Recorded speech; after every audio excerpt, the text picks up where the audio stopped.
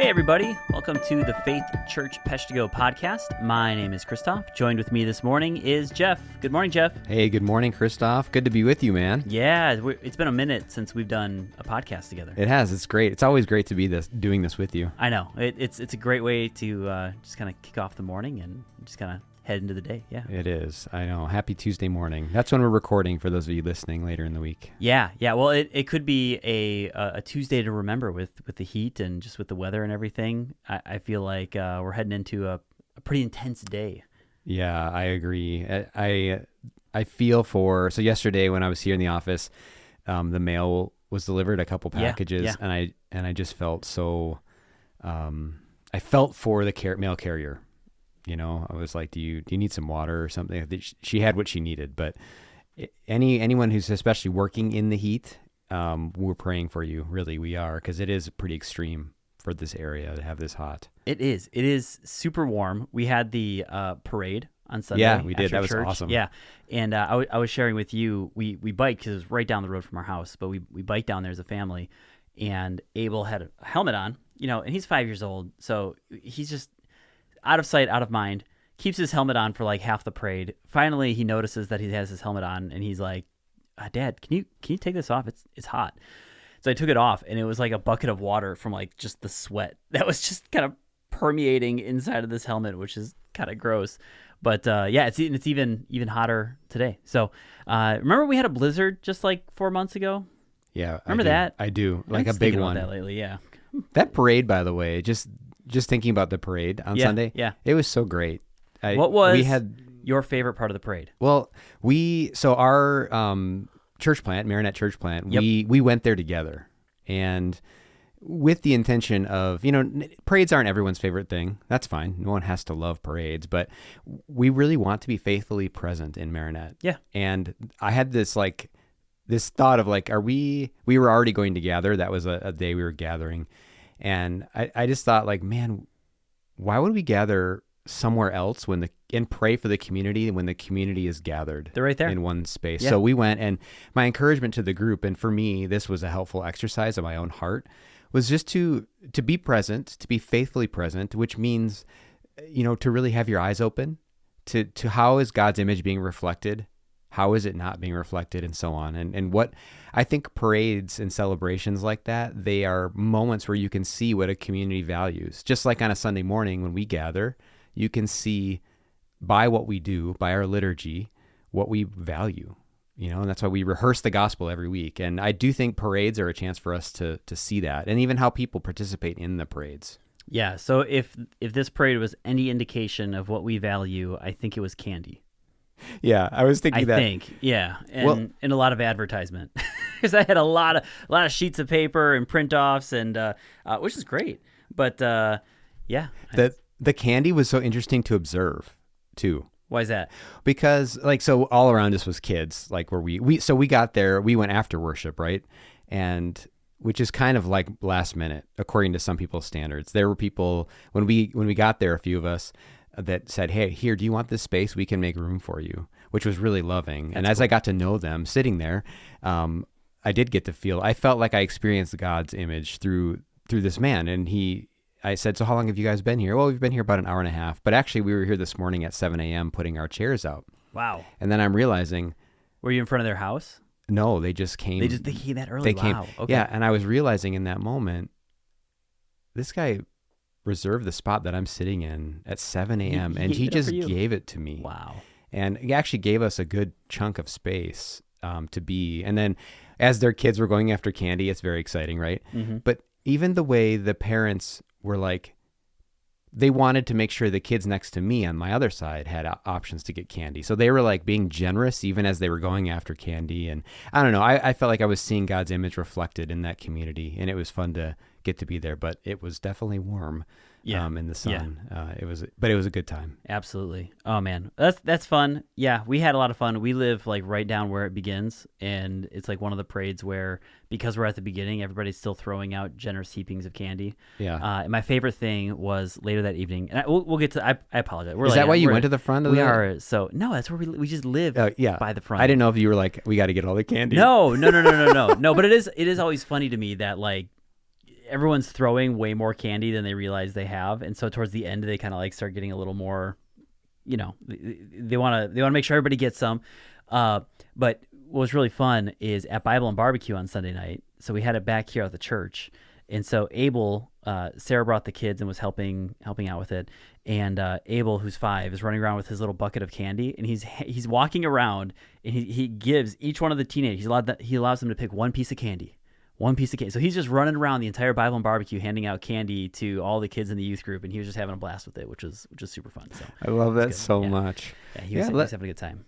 You said we're off topic. What do you mean? What are we doing? What's this This podcast is just like a diary, right? It's just an opportunity for us to talk about the last couple of days. Well, it's interesting to me how, so gathering even at that parade is an opportunity to practice the things that we are always talking about on this podcast. True. And in our sermons and in our spiritual formation pathway that you mentioned. It's why we do all of that, so we can love God and love our neighbor well. And but I hear what you're saying. Christoph, hearing you preach on, so in case you don't remember, those listening, Christoph preached on God's discipline. We're still in Proverbs this summer, which has been great. And as I was listening to you, I kept thinking, and I'd love to start the conversation here, I kept thinking, the topic of God's discipline is so important. It is so important for us to understand and to comprehend the way in which you unpacked it.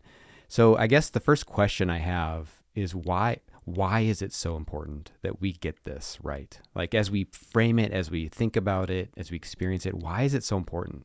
What you just said about kind of the parade and just kind of like our thought process behind just why we preach in general, what we're hoping for is that, we talk about this all the time, that what you are internalizing about God would then influence how the rest of your life looks, And so I think that the discipline of the Lord, to me, was a really, Jay had given us kind of like a list of like, hey, here are some of the things I would like for us to preach on over the summer.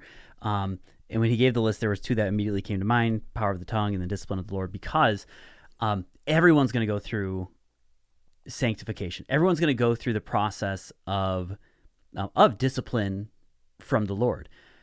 And how we receive that is just really important. It's either like, it will either sour you, like it will frustrate you. And I think of the 2 words that are given in Proverbs 3:11. It's going to anger you, right? Just there's kind of this despise, disdain. It's going to, it's going to exhaust you. You're going to be weary. Or it's going to bring you joy. You're going to delight in the Lord. You're going to grow deeper. You're going to cleave more towards this God who saved you. And how you respond to it is so important. So I thought, as I'm reading about this, as I'm praying about it, 1, it's something every single one of us is going to experience, the discipline of the Lord. 2, if we are aware of that and kind of have an idea of what it looks like, we're not necessarily going to be blindsided by it, because the reality is we typically are blindsided by things in life. That's life. But 3, then to hopefully give kind of a, hey, this isn't a bad thing. This is a joyful thing. So that was kind of the thought process. I mean, like, if we misunderstand it, what could you think about like where you started the sermon. You started the sermon about God's discipline by focusing on the heart of God, which is, we're not thinking about blood flow when we're talking about God's heart, right? We're thinking about like the core of him, his desires. Yeah, what he's feeling. Almost his motivation, as if he. It's a crude way of saying it, because God does not need motivation, but that's kind of a way of thinking about what motivates him. Yeah, just like, let's do that thought experiment for a second. If we don't get that right, like, what is his heart towards us as he disciplines us? What could happen? Well, I think we can actually fall into one of 2 ditches, right? I think we can either fall into, well, none of it matters, because we're just like, because for God it doesn't matter. He doesn't have like a heart towards us. He just kind of like, you kind of get this idea of like God is just kind of ambivalent towards us, or he's not active in our lives, which is not true and really unfortunate. Or you can kind of go the opposite way, where you become super legalistic, and all of a sudden, like, God's kind of overbearing, and therefore your faith kind of becomes the same thing, where it becomes this like really rigid set. God is demanding these specific things out of me. And I talked a lot. I can't remember if I talked about it in the sermon or not, which is kind of funny. I have kind of rewinding a little bit. That's here. why we do these podcasts. Yeah, right.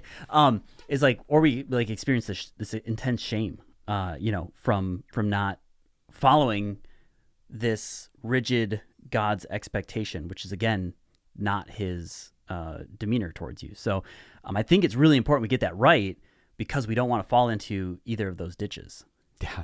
Yeah, it is. And I wrote in my notes, it's so funny.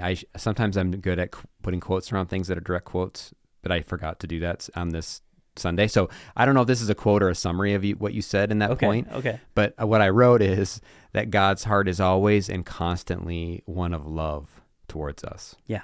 And it's not like the moment of discipline is where He turns the love dial from a 10 down to a 3. And then we get some of His discipline because He's not loving us. It's actually the opposite, right? His love is always at a 10 out of 10, or 100 out of 100, whatever measuring you want to use. And that's why.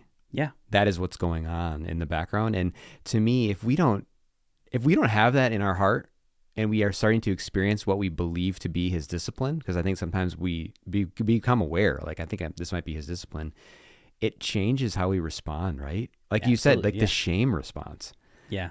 I absolutely. And I think anyone who has been put into a position where they have to discipline another person kind of understand this a little bit. If you're a parent, you've had to discipline your children out of love, and you're like, I'm not doing this because I'm angry with you. And again, there's flawed versions of that, but in its ideal version, I discipline you out of my love for you because I see this thing that you can't see right now that needs correction, and I'm going to do what it takes to get you back because it's that important, because it's worthwhile. And again, it is always out of a heart of love. 1 John, God is love. It is a core characteristic of who He is, and I again, not to pound on the drum of Gentle and Lowly, but I do really think it is a very profound and good book, and just a really, really solid one. And I've heard some people that have like felt a little intimidated by reading it, by the way, and I understand that feeling. But to me, this is one of those ones that it's kind of like worth,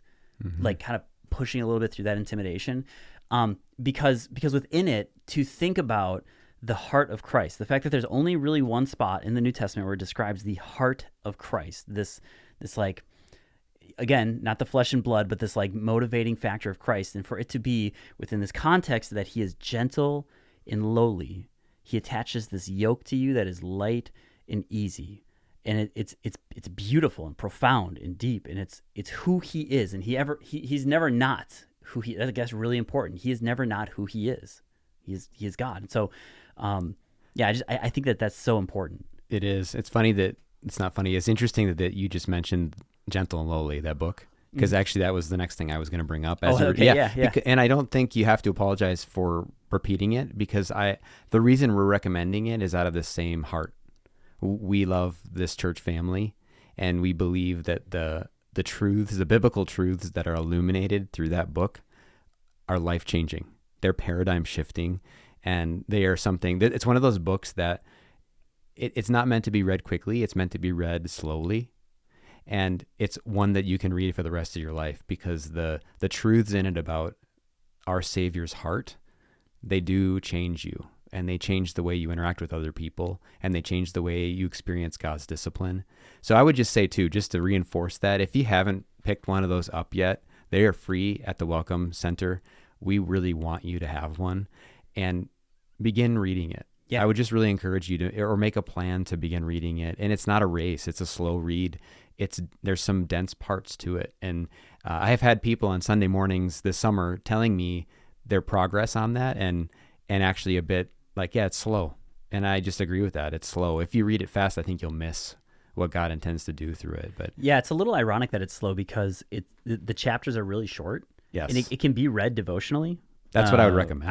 I would do the same thing. I would not recommend trying to read 3-4 chapters in a setting. I would read one chapter, pray on it, allow it to kind of like seep into your heart a little bit. So I would 100% agree with that. The only reason I apologize about that is I certainly don't want it to seem like we only recommend a single other book out of the Bible, like that kind of thing. Like, there are plenty of other books we would love to recommend to you. It just so happens to be, And I mentioned this in the sermon, is I really think that is an answer, that particular book and the reception it has received is a response to what had been kind of this Christian culture of shame and not really understanding God's heart towards us. And why I think it's really important, because I think there's a lot of people who need that, who need that reminder, especially within the idea. So going back to the discipline of the Lord and kind of talking about God's heart and his character, is I have just found, I have found, especially over this series in Proverbs, that I almost feel like I can't preach the imperative that's being given to us by Proverbs, so the command that's being given to us, without first giving a framework of who God is, because it's so important, because it is just the foundational backbone of why doing what Proverbs tells you to do is important. Yeah, I love that so much. If these were just words like that, we discovered, a tablet of wise sayings, it's very different than believing and trusting. These are the words of the Lord, and this is what he is like. Right. To us. Right. Very, very intentionally to us, for our good and for it. It's so different. Well, and he's personable, right? Like he's not just some God up in the sky giving these lists of rules for, what is right and wrong. He is a personable God who wants you to experience him. And that is the greatest glory we can receive, the greatest enjoyment we can receive in this life, is to participate in God, which is just incredible. And so to think about his character and who he is, to me, it is the foundation of all of these conversations. So to think about discipline from him, to think about how we experience course correction in our life, of course, has to be, it has to be built upon a foundation of God's character. Yeah, how quickly, especially when you're thinking about discipline, and you use the word pruning, as one of the ways to kind of think about what that is. I'd love for you to expand on that a little bit here, just kind of remind us even what you said about that. But pruning from a gardening perspective is always for the good of the plant, right? Yeah. But it does involve actually what could be painful. Right.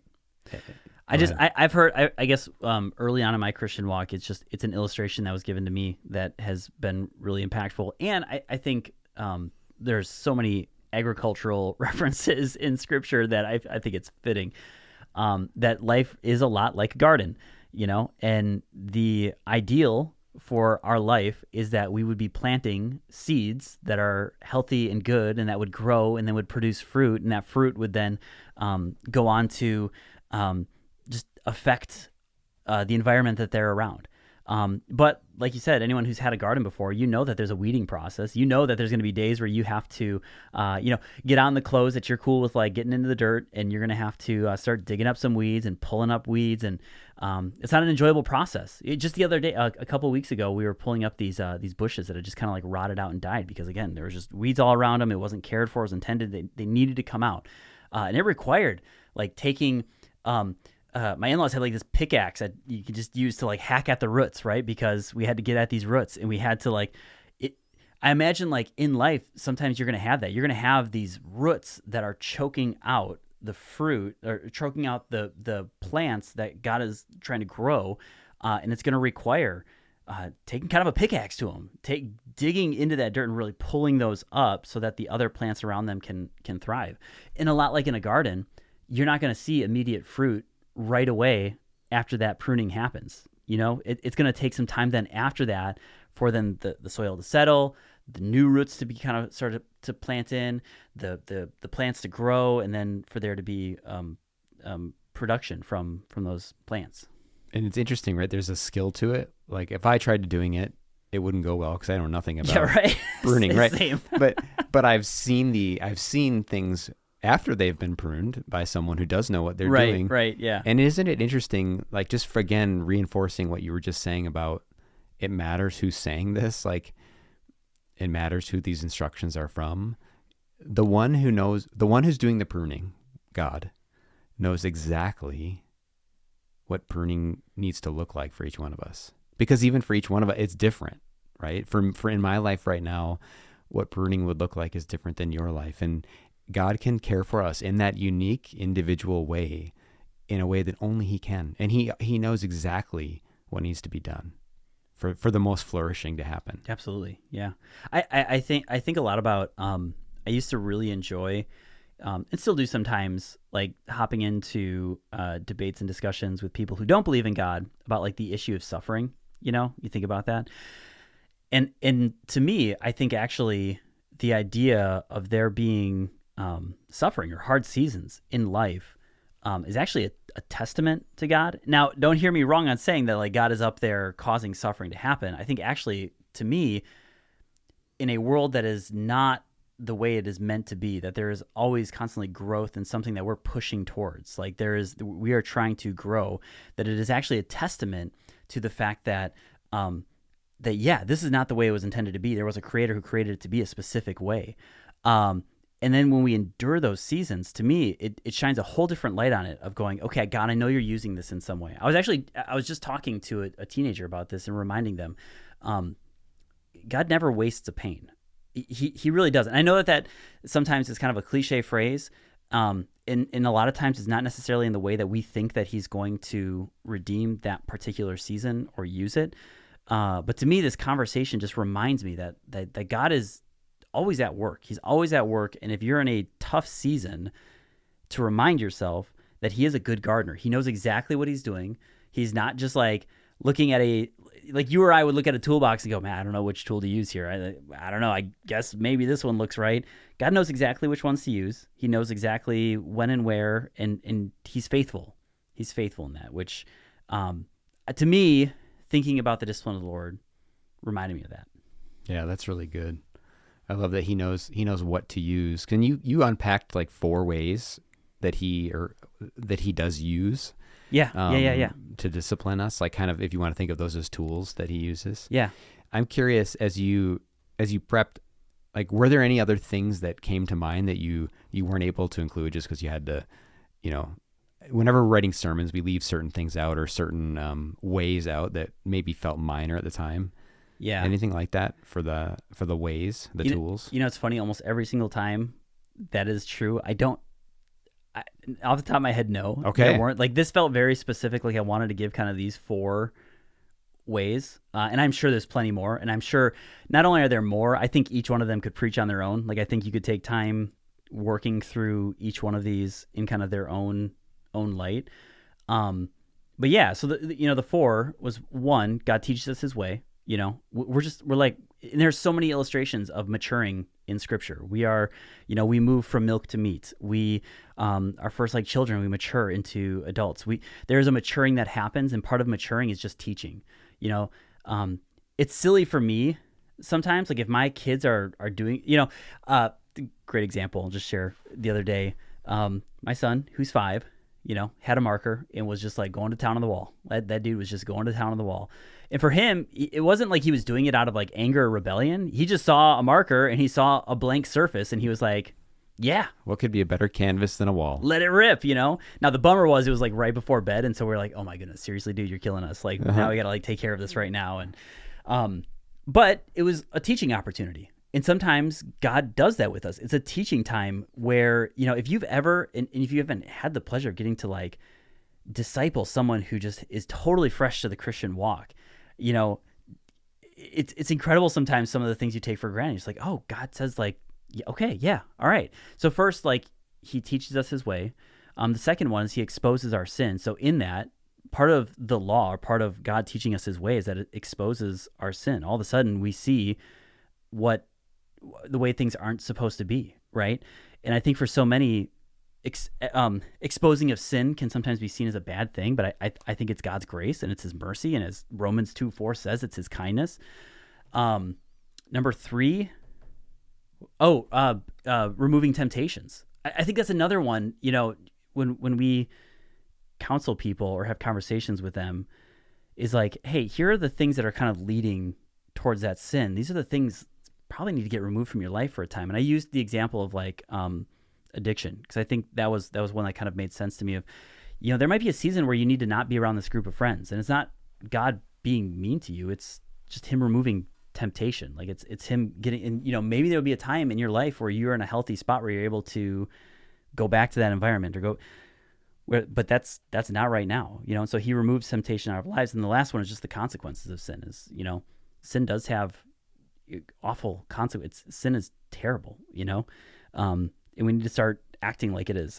I think of you know, the classic, is it John Owen that says, "Be killing sin before sin be killing you"? Yes. It's just the classic. You know, we need to have that mentality against our sin. So yeah, I thought those four kind of were the four, and felt solid. I don't know. Do you have any that you thought could have been put in? No, it definitely wasn't a leading question. No, Like, I was just curious. Yeah, I was. You know.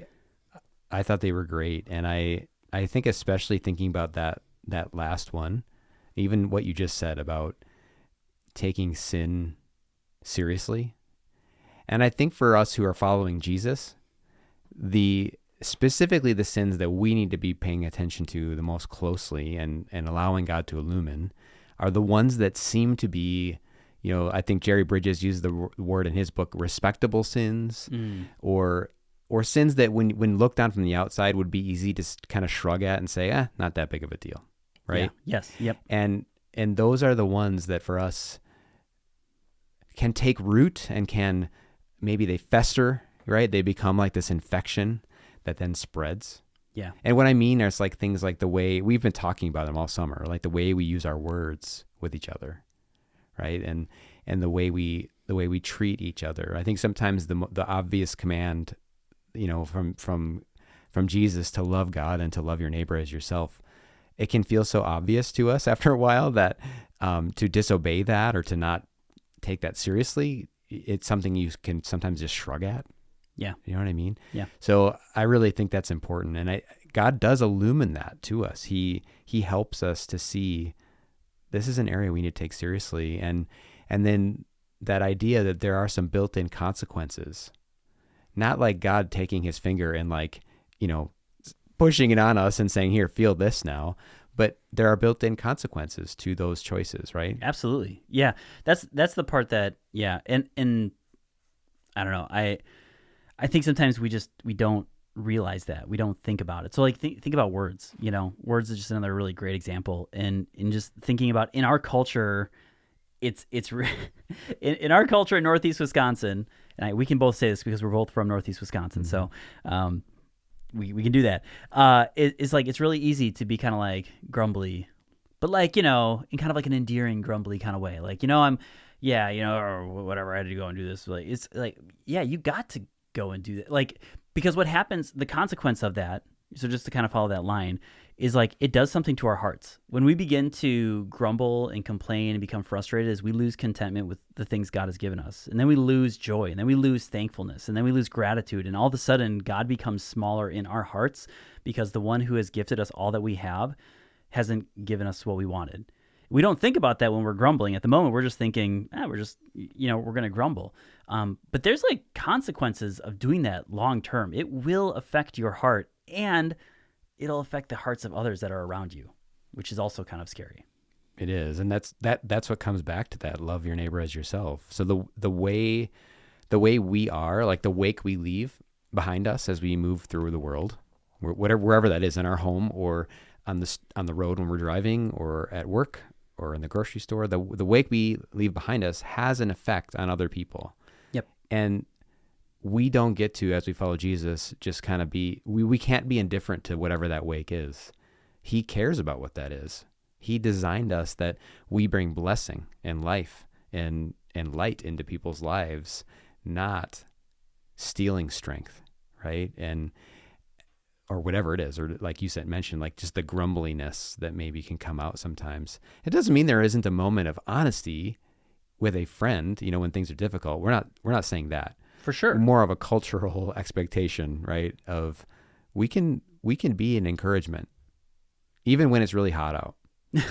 Especially when it's really hot out. Right. Oh my goodness. No, that's a really good point too. But I think the difference between that is so there is a way, sorry, you kind of got my brain thinking about this, and I just want to make sure I say this really quick because, I don't want somebody to listen and be like, oh, I can't be honest with what I'm like with your feeling. friends. Right. Yeah. But there's a difference between expressing frustration over circumstances in a way that actually is like revealing and just gives like this, but I desire for something better, Yes. right? Versus the kind that just kind of like keeps you buried down and just continues again to kind of like permeate this frustration and make it worse. There's a big difference between the two. And I think you see that in the Psalms, right? You read that in the Psalms, and Psalms like Psalm 13 and the different Psalms where like there's like this really like wrestling with God and wrestling with like where are you in this God? The thing that strikes me about that though is the Psalms, there's always like responses to that. And I think that's the point, right? The point is, what is this forming my heart towards? What is the goal with this? Am I truly saying this with the desire for God to change me, or am I just saying this because I want to just kind of like stay in the mud? Yeah, and I want to express, my displeasure with that. Well, I want to bring other people into it, right? Like I want other people to feel it with me and grumble with me. Yeah, exactly. I love the thinking to how we respond, like where you ended the sermon. Like, how do we respond when this one feels, again, so crucial for us to have in our mind, because if we realize, okay, God loves me, his heart towards me is always love, and part of that love means that he will discipline me for my good, for my growth, for freedom and healing, and we have in mind some of the ways, how we respond to that, to me, seems unbelievably important, because it feels like you can almost go through that discipline and it could not have its desired effect on you if you don't respond the way he's designed us to respond. Yeah, well, I mean, again, a lot of people who have been put into positions where they've had to discipline other people have experienced that.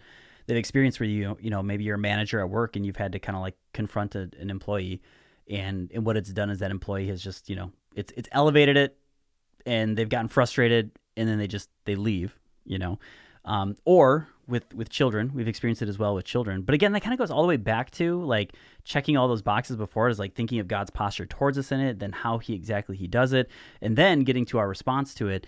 It matters. It so matters. And I think we should, I pound on this drum all the time because I think it's important, is that I really think one of the strongest virtues of the Christian walk is humility. I think how we respond to God's discipline is going to really show where your heart's at. Who is the ruler of your heart? Are you the ruler of your heart? If you are, you're going to be frustrated when somebody tries to step in and take over that.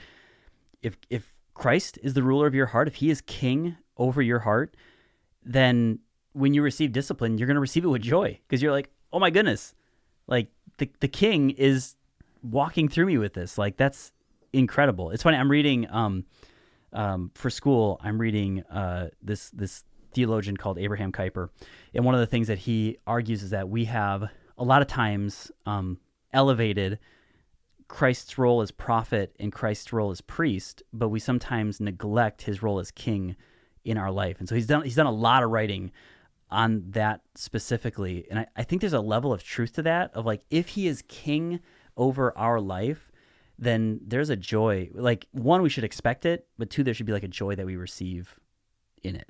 Yeah, it's interesting. I think that can be really true. That can be an underemphasized area. The one time a year where it's not is, you think about all of our Christmas carols. Oh, that's true. Yeah. It's really wild that when he is born, the things that we sing about him is that he is what? A newborn king, right? Yeah. Hark the herald angels sing, glory to the newborn king. Like, all of those songs are like that, but that's exactly right. It's a good point, especially when it comes to thinking about his discipline and his authority. That's a really interesting thought, of just how much we do sing about his kingship, the coming of the king. The king is here. He has arrived. We also kind of celebrated a little bit on like Good Friday and Holy Week. But true, we kind of sometimes just kind of minimize it to the holidays and not allow it to kind of permeate every aspect of our life. And I think cultivating hearts that are going to receive him as king into our life is only going to elevate those other areas as well. You want him speaking truth into your life, then he needs to be king over your life. You want him to speak holiness and go before the Father on your behalf. That's a part of his having, rulership over your life. Yeah, I love that, man. That's good. Thanks for the sermon. Well, hey, thank you for the podcast. It's great to get to sit with you and talk. And it's just a delight to get to do that on a Tuesday morning. Yeah, I love getting to do these podcasts. I love getting to chat with you, Jeff, and just kind of think through and process. This series in Proverbs has been just a blessing to me. Like, it really has. I have I have really enjoyed our time in Proverbs. So I'm thankful for you, for Jay, for getting the time to be able to preach through these, getting to do this podcast. By the way, as always, if you ever have a topic or a question or something that you would like for us to think about, I even have like a card here from a couple of weeks ago where somebody had thrown a question. You can write them down on the connection cards on Sunday mornings and drop them in, and we'll try to get to them. But another great way of getting a question to the podcast is by sending an email to connect@faithpeshtigo.com. connect@faithpeshtigo.com. It's another great way to get connected as well. It is wild to me that we have people who listen to this podcast that aren't even a part of our church, and I love that. And so we would love to be able to hear from you and just get to know how we can be praying for you and get to know you. So that's just a great way to get connected with us here at Faith Church. But for now, we will finish it out and try to keep cool and try not to overheat with the heat that's coming up. So with that, as you go in peace.